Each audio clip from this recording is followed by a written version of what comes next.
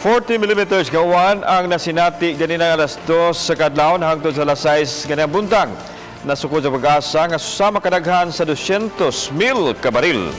Alang sa dugang weather update ani si Ned Saletrero, ang weather specialist sa Pag-asa Visayas. Mayong hapon sa tanan, mao kini ang kahimtang sa atong panahon. Southwest monsoon o habagat ang padayon na nakaapekto sa tumuing bahin sa Northern Luzon, samtang wala kitay low pressure area o bagyo nga naa sa sulod sa Philippine Area of Responsibility.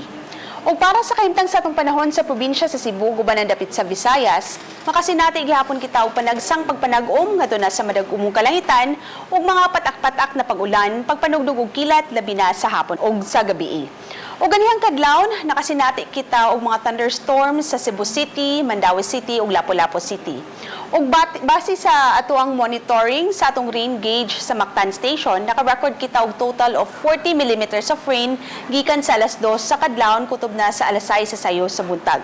Kusog na kay na nga pag-ulan mga kapuso ug tungod kay gasunod-sunod na ang atong mga pag-ulan, pagpanugdog og kilat sa mga niaging adlaw, posible na kanang makamugna og kalit na pagbaha o pagdahili sa yuta, busa padayon kitang mabinantayon ug mag-atang kita sa mga advisories nga gi-issue sa Pag-asa.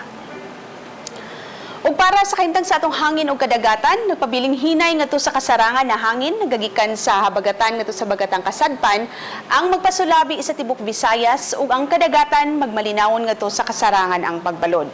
Ug atong low tide ni alas 10:26 sa gabi adunay gi-move on na 0.22 meter ug high tide ugma sa kadlawon sa alas 5:03 sa alas 5:03 sa buntag adunay gitas-on na 1.11 meters.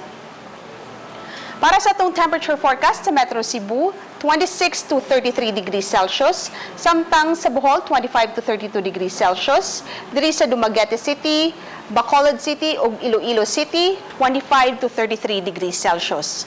Samtang sa may Eastern Samar 25 to 33 degrees Celsius, Tacloban City 26 to 32 degrees Celsius ug Maasin City 25 to 32 degrees Celsius.